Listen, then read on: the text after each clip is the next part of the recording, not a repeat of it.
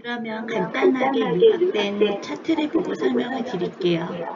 이전에 우리가 알고 있던 이커머스와 라이크 커머스의 차이점에 관해서 알기 쉽게 도표로 만들어 드린 건데요.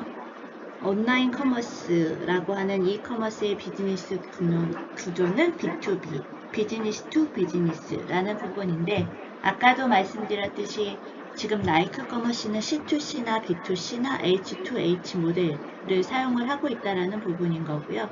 이커머스는 상품을 접근하기 위해서는 검색을 해야 된다라는 부분이 있었죠. 하지만 라이크 커머스는 그냥 무심코 보다가 발견하면 그냥 바로 구매를 할 수 있는 발견이라는 부분이고요. 그 다음에 중심의 가치에는 이커머스는 무조건 가격 경쟁력이었던 거죠. 그런데 라이크 커머스는 나다움, 소비자의 선호, 취향이라는 부분에서 중심 가치가 틀리고요. 판매자의 정체성이라는 부분에서는 이커머스는 무조건 셀러, 판매하시는 분들의 중심이라고 했다라고 하면, 지금 라이크 커머스는 기획자예요. 가장 나다움을 기획하고 그 부분에 공유를 받아서 판매를 할 수 있다라는 부분이고요. 그 다음에 매니지먼트, 그 다음에 운영하는 부분에 있어서는 이커머스는 공급망 관리라고 하면, 라이크 커머스는 좋아하는 사람들을 모아서 판매하는 것이기 때문에 수요망의 관리라는 부분에 차이점이 있습니다. 그리고 판매 전략에서도 이커머스는 매개를 중심으로 한다라고 하면, 라이크 커머스는 아까도 말씀드렸죠. 기획하고 제작하고 협업하고 그 다음에 관리하는 부분, 이렇게 해서 판매 전략에서도 차이점이 있고요. 그 다음에 경쟁력에 관해서도 차이가 있는데, 이커머스는 다수 회원을 중심으로 하지만 라이크 커머스는 진정한 팔로워만 있으면, 아까도 말씀드렸죠. 1000명의 팔로워만 있으면 새로운 비즈니스를 창출할 수 있다라고 말씀을 드리는 부분이고요. 그 다음에 주요 사례로서는 이커머스는 대체적인 온라인 쇼핑몰이라고 볼 수 있고요. 라이크 커머스는 크리에이터, 우리들이 요즘에 최고의 직종으로 각광을 받고 있는 인플루언서, 크리에이터들, 이렇게 해서 두 가지에 관한 차이점을 말씀을 드렸습니다. 이렇듯 소비자의 경험을 극대화하기 위해서 진정한 팔로워들이 얼마나 열성적으로 제품이나 서비스를 추종하느냐에 따라서 성패가 달려져 있는 라이크 커머스에 관해서 설명을 드렸고요. 간략하게 설명을 드리면 개인 비즈니스 기획이라고 하는 C2C 모델, 풀필먼트 서비스를 이용을 하면서 풀필먼트 서비스는 물류 전문 업체가 판매를 대신 주문에 맞춰서 제품을 선택하고 포장한 뒤에 배송까지 마치는 서비스들을 이용을 한다라는 것이고요.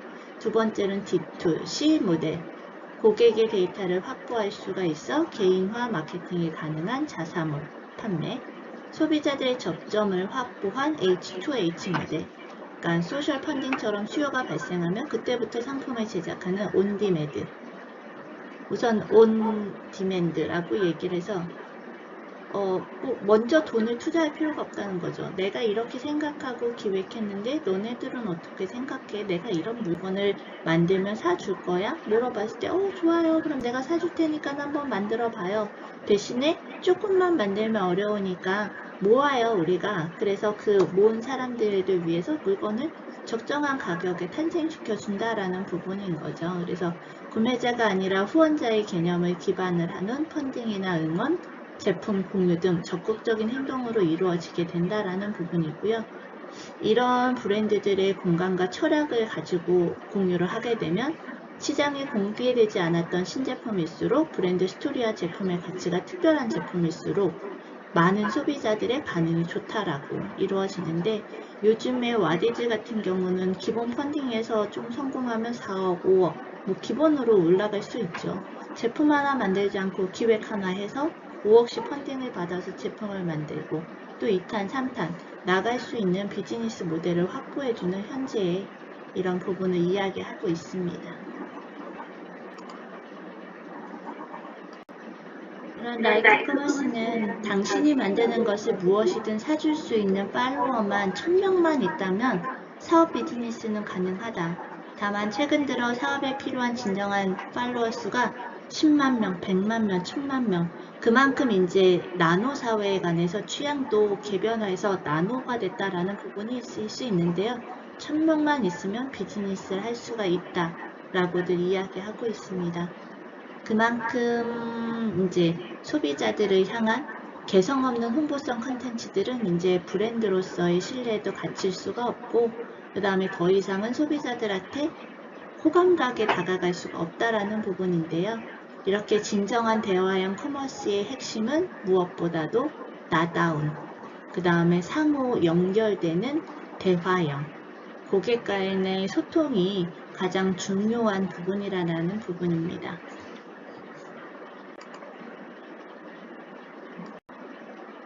네, 이렇게 우리가 라이브 커머스를 이야기할 때 딱 이 부분만 아시면 돼요. 왜 등장하게 되었는지. SNS를 기반으로 하는 앱 서비스가 상시화되다 보니 상시 쇼핑의 시대가 열렸다는 건데요. 과거에는 필요에 따라서 의도를 해서 쇼핑을 했지만 지금은 그럴 필요가 없다는 거. 내가 무엇을 보다가 카톡이나 뭐 이런 부분, 인스타그램을 보다가 저 사람이 한 거 좋으네 라고 해서 들어가면 바로 그 물건을 구매할 수 있는 디지털 포메이션에 뭐 지금 세상을 살고 있다라는 부분과도 연계가 될 수 있는데요. 쇼핑이 일상화, 상시화가 된 시대에서 새로운 수요를 창출하기 위해서는 재미있고 그 다음에 그들과 공감할 수 있는 컨텐츠 속에 상품이 자연스럽게 녹아서 노출되면 된다는 건데요. 이러한 부분들은 이제 플랫폼 판매가 이루어진 제품들의 정보나 구매 형태 등의 데이터를 해당 플랫폼에서 갖게 되면서 더욱 직접 판매들을 부추기고 있다라는 부분인데요. 그래서 전망과 시사점, 단 한 명을 위한 시장이 열린다라는 부분은 나노 사회와도 연결이 될 수 있다라고 하는데요. 소비자적 지향을 하고 있다. 마켓 오브 원을 향해 리테일의 시작과 끝은 모든 소비자들한테 달려 있다라는 부분이고요. 물건을 그냥 만들어서는 판매가 되지 않다라는 부분이에요. 그 다음에 두 번째로는 진정성. 대화형 커머스의 핵심은 직접 소통이라는 부분인데요. 라이브 커머스를 대화형 커머스라고 대체해서 부를 수 있을 만큼 소통이라는 부분은 강력한 경쟁력입니다. 나아가 매스 마케팅과 비교하면 굉장한 가격 대비 효용이 있다라고 하는데요. 고객과 소통이 이루어지려고 하면 무엇보다 중요한 것은 진정성이라는 부분이고, 그 다음에 세 번째로는 다름이 아니라 나음도 아니라 나다움이라는 부분인데요. 무엇이 나다운 것인가? 차세대의 유통의 미래는 바로 이 질문에 달려있다 라고 얘기하는데, 무엇이 우리다움인가? 우리나라다움인가? 나다움인가에 관한 부분의 궁금증을 항상 가지고서 생활을 해보시면 많이 도움이 되실 거라고 생각합니다. 이렇듯 라이브 커머스가 온라인 리테일의 번역을 주도는 하고 있지만 전망이 그렇게 밝지는 않습니다. 우후죽순 등장하는 개인 사업자들이 제품과 컨텐츠의 소비자들의 피로감도 느낄 거고요. 과다 경쟁으로 인해서 찍어내기식의 개성 없는 컨텐츠가 생산된다면 브랜드와 개인 모두의 신뢰를 잃을 것이라는 부분인데요. 그러면 앞으로 라이크 커머스의 미래를 대응하기 위해서는 필연적으로 요구되는 것은 뭘까요? 첫 번째, 소비자 지향형, 그들이 무엇을 원하는지를 알아야 된다는 부분인 거고요. 두 번째는 진정성, 대화형 커머스의 핵심이라고 얘기했죠. 라이크 커머스는 대화형 커머스가 없으면 없다라고 얘기할 수 있어요. 그들이 직접 그들과 소통해서 무엇이 불편하고 무엇을 요구하는지를 알아야 된다는 부분인데요. 라이크 커머스가 유통의 패러다임의 격변을 예고를 하고 있다는 부분이죠. 구조적 개혁이라는 면에서는 의미가 있지만 소비자들의 변화를 근원적으로 주도하고 있다는 점에서는 라이크 커머스는 계속적인 주목을 받아야 합니다. 소비자들의 상품 선택의 핵심이 나음이나 다름이 아니라 나다움이라는 부분을 알아야 된다는 건데요. 이제 소비자들의 예전보다 좀 더 낫거나 경쟁 상품과 다른 상품이 아니라 가장 나다운 상품을 만났을 때 좋아요를 누르고 지갑을 연다라는 부분인데요. 이 부분은 지속적으로 얘기하지만 차세대 유통의 핵심은 누구 다음, 너 다음, 나 다음 이라는 부분인데요.